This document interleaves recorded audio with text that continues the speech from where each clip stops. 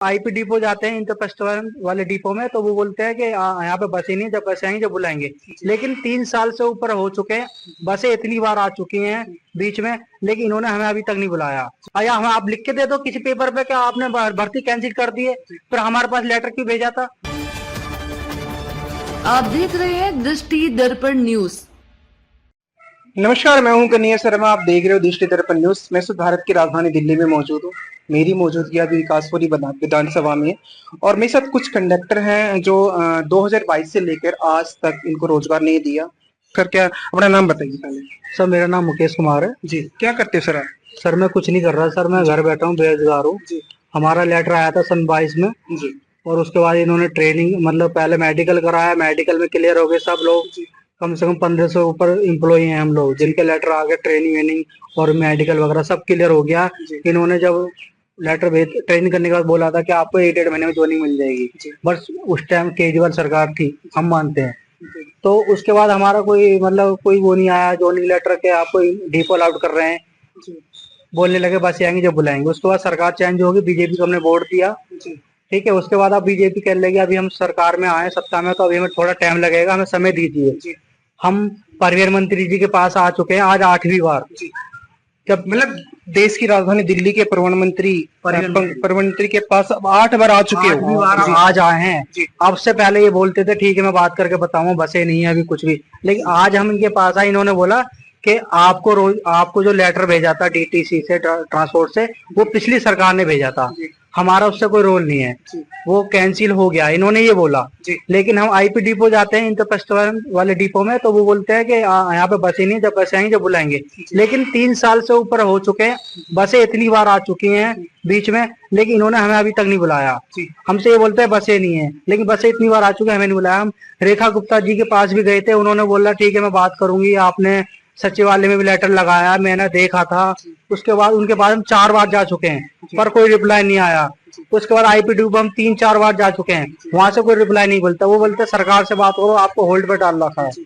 अब इनके पास आए, आज इन्होंने बोल दिया कि आपका जो भर्ती है वो कैंसिल हो गई है। कैंसिल क्यों हो जाएगी सर? हम एम्प्लॉयमेंट से उठाए हैं, हमारी ट्रेनिंग हुई है। सर, मेरा जिस तरह का सवाल है, आपने ये कहा था कि आपके परिवहन मंत्री जी ने ये कहा कि आप लोगों की ट्रेनिंग कैंसिल हो गई है या आपके वैकेंसी कैंसिल होगी, तो इसके बारे में ये बताइए क्या देश की राजधानी दिल्ली में हर 5 साल के बाद सरकार चेंज होती है, क्या जो कंडक्टर भी ड्यूटी कर रहे हैं या कोई भी, चाहे वो प्राइवेट हो चाहे वो डीटीसी हो, क्या दोनों को समान देखा जाता है या नहीं? सर, दोनों को समान देखना चाहिए ना जी। अगर मैं इस बात को कहूँ, जैसे सर ने बोला कि आपकी भर्ती कैंसिल होगी, आप पिछली सरकार से लगे थे, आपका लेटर पिछली सरकार में आया था, ऐसे तो सर और भी एम्प्लॉई हैं जो स्टाफ लगे हैं, वो तो सब पिछली सरकार के लगे हुए हैं। सरकार तो 27 साल बाद अब आई है ना, तो आप इन सबको हटा दो, कायदे वाली बात बोलूँ तो। लेकिन आप इस बात को नहीं बोल सकते ना। या हमें आप लिख के दे दो किसी पेपर पे कि आपने भर्ती कैंसिल कर दी है, फिर हमारे पास लेटर क्यों भेजा था, हमारी ट्रेनिंग क्यों कराई थी, जहाँ ट्रेनिंग हुई थी नंदगी डिपो में, वहाँ कैमरा नहीं हो रहा कि हमें अनदेखा क्यों कर रहे हैं, हमें रोजगार क्यों नहीं दे रहे। हम ज्यादा बच्चे नहीं है, हम 1200-1300 बच्चे हैं, लेकिन अगर अभी कोई डिपो बंद हो जाता है, पैराग्रीन का या किसी की ट्रेनिंग करके बैठे हुआ, क्या आपको लगता है डीटीसी या पैराग्रीन को दोनों में से कोई रोजगार देगा या नहीं? मुझे तो मुश्किल ही है, चांस कम है जी। पैराग्रीन वाले अभी डिपो खुल नहीं रहे और डीटीसी वाले को आप बता दिए भाई ने भी। हाँ, परिवहन मंत्री जी के पास है, उन्होंने साफ ये कहते कि कैंसिल भर्ती हो सकती है आपकी। शायद आप लोगों को ये नहीं पता, मैं आपको बताता हूँ। देश की राजधानी दिल्ली में जिस तरह का खेल जो खेला जा रहा है, प्राइवेट संस्था को एकदम बढ़ावा दिया जा रहा है और सरकारी जो कर्मचारी है वो आज घर चलता है, बात उनकी अलग है। पर हमारे साथ कंडक्टर जो बैठे हैं 2022 से लेकर लगातार अपने रोजगार के लिए तमाम मंत्रियों के पास, इससे पहले जो प्रधानमंत्री कैलाश गहलोत थे उन्होंने भी रोजगार का वादा किया था। इस वक्त जिस तरह पंकज शर्मा जी ने ये कहा कि आप लोगों का हमारे पास कोई रिकॉर्ड ही नहीं है। नाम ललित है जी। ललित जी, मेरा सवाल है, जिस तरह देश की राजधानी में आपसे अभी आज मुलाकात हुई थी पंकज शर्मा जी ने क्या कहा था वो बताइए। पंकज शर्मा सर बोले पिछली सरकार ने आप भर्ती किए थे, तो हमने उनसे बोला सर इम्प्लॉयमेंट के थ्रू यहाँ पर भर्ती होते हैं, तो वे बोले हमारे पास मत आओ, हमारे पास तुम्हारा कोई रिकॉर्ड नहीं। मतलब पंकज शर्मा जी ने आपको ये कहा कि हमारे पास आपका कोई रिकॉर्ड नहीं है। क्या दिल्ली में, देश की राजधानी में, अगर मैं आपको बता दें, जो कोई भी अगर मुख्यमंत्री पद संभालता ना, उसको पूरी पद की जिम्मेदारी दी जाती है कि आपके पास कौन कौन से डिपार्टमेंट आप संभाले जा सकते हैं, आप संभालोगे, वे कौन कौन सी वेटिंग में, सब पता होता है। पर देश की राजधानी दिल्ली में हमारे जो कानून मंत्री है कपिल मिश्रा जी ने ये एक रूल कहा था, मेरे पास वगैरह वीडियो भी रखी हुई है। उन्होंने ये कहा था देश की राजधानी दिल्ली में जितने भी प्राइवेट संस्था हम उनको खत्म करके जितने भी सरकारी संस्था हम आगे बढ़ाएंगे। क्या लगता है इम्प्लूवमेंट के थ्रू आए थे, हमारे घर पे लेटर गया था, उसके बाद हमारा मेडिकल हुआ, ट्रेनिंग हुई, उसके बाद हम आईपी जाते हैं, वे बोलती आएगी नेक्स्ट मंथ आएगी, 2 महीने बाद आएगी।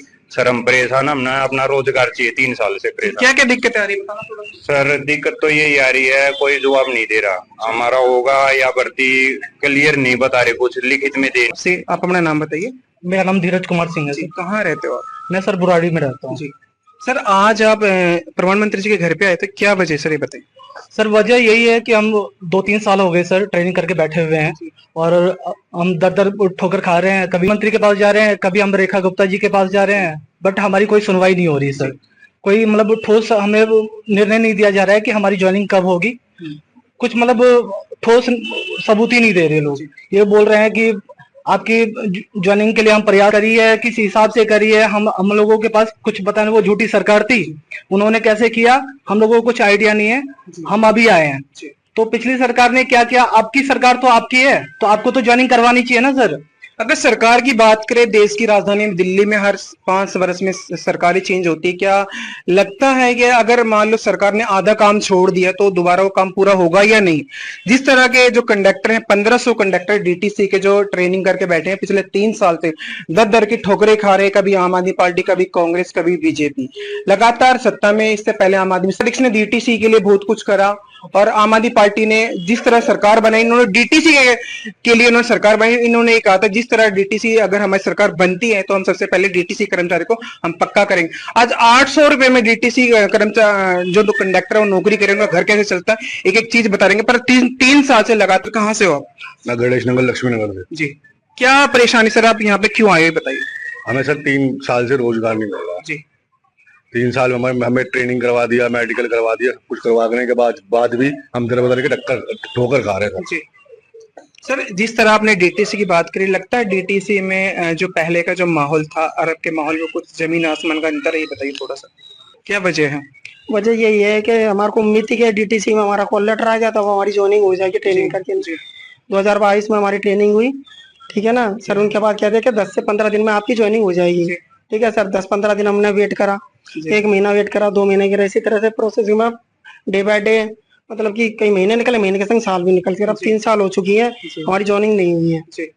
सर, जिस तरह का मैं कहना चाहता हूँ, जैसे आप 3 साल से अब घर बैठे हो, जिस तरह सरकार को आपने, इससे पिछली सरकार ने भी वादा किया था, इससे जब दिल्ली में बीजेपी सरकार बनने वाली थी, उन्होंने ये कहा था कि हमें भी तो समाधान देना चाहिए ना, कि चल हम तो सुधार का जब कह सकते हैं ना, जब हमारा समाधान हो गया तो चलो ठीक है, अच्छी सरकार है। और हम अगर इंसान चलो ठीक है, बदलता है सरकार, इसलिए बदलता है ना, चलो ठीक है पिछली सरकार नहीं कर रही काम तो नई सरकार आते हैं। एक बात बताइए, हम तो घाटे में, जो आम आदमी पार्टी सरकार थी उसमें भी घाटे में रहे। हमने सोचा कि चलो ठीक है, यहाँ कोई हमारा समाधान होगा, ठीक है ना। यहाँ पे भी इन्होंने अपने हाथ खड़े कर दिए, तो अब किसके पास जाए बताओ? तीसरी सरकार आएगी, उससे वेट करें। जी, लगातार एक डीटीसी में एक रूल होता है, अगर जैसे जर्नल और एक एससी कैटेगरी का रूल होता है, उम्र के अगर निकल जाते हो कुछ नहीं कर सकते। क्या जो ट्रेनिंग करके बैठे इनको रोजगार देना चाहिए या नहीं? मसद और कंडक्टर तो सुमित जी सर बेरोजगार है बैठे। अच्छा, डीटीसी में आपने भी ट्रेनिंग कर रखी है, कितने साल से? 3 साल से सर। क्या लगता है बीजेपी जो सत्ता में आपको रोजगार देगी या नहीं?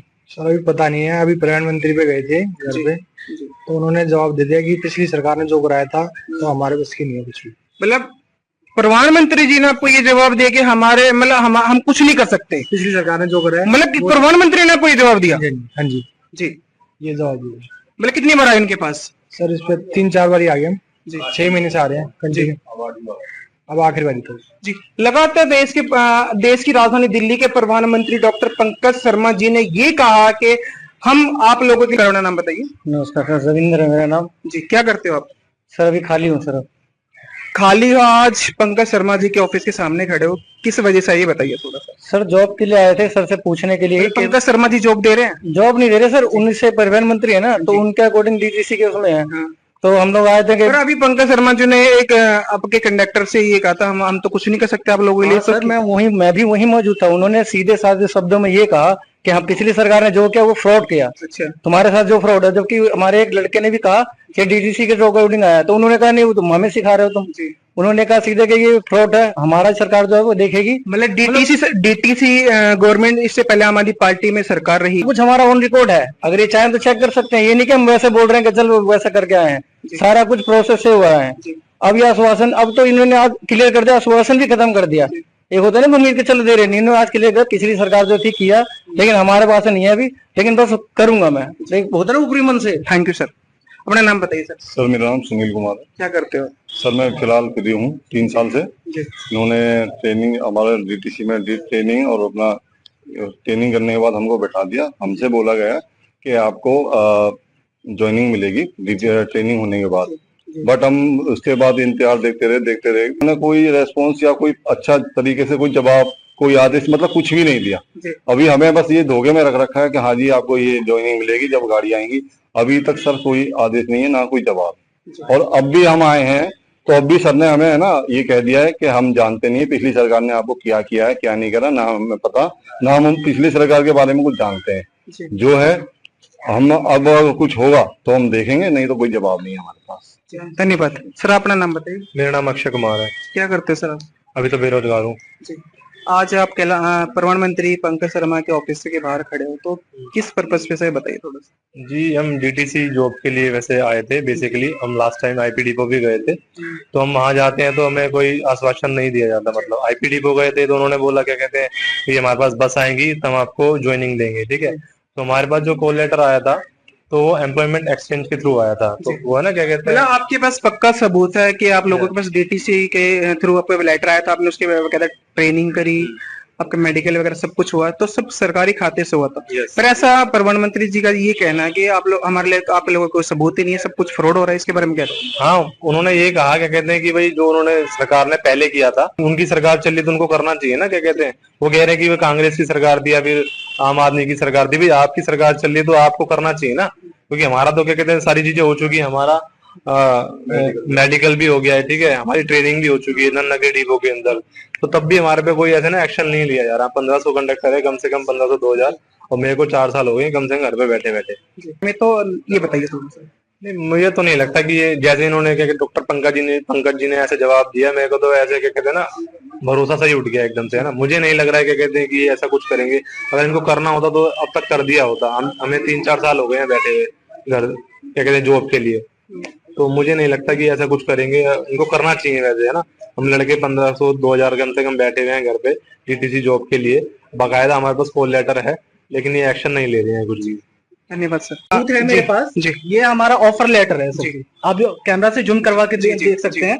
ये ऑफर लेटर है, बकायदा डीटीसी की तरफ से हमें ऑफर लेटर दिया गया है, तभी हम लोगों की ट्रेनिंग हुई है। ये परिवहन मंत्री जी बोल रहे हैं कि आप लोगों।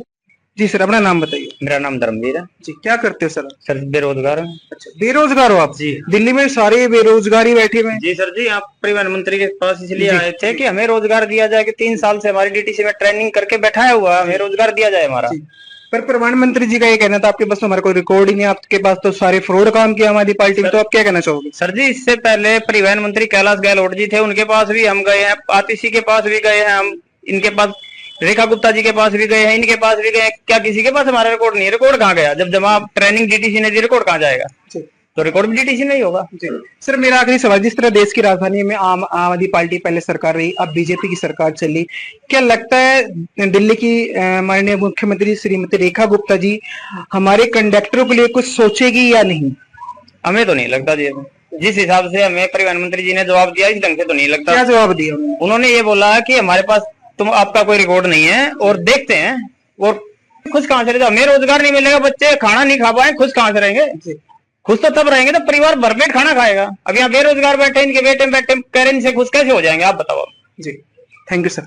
सर ये बताइए, मेरा सवाल है, जिस तरह देश की राजधानी में आप डीटीसी कंडक्टर 3 साल आई है, अच्छी बात है, लेकिन जब तक हमें रोजगार नहीं मिलेगा तब तक हम खुश नहीं हो पाएंगे सर जी, क्योंकि हम भटक रहे हैं, हम बेरोजगार हैं।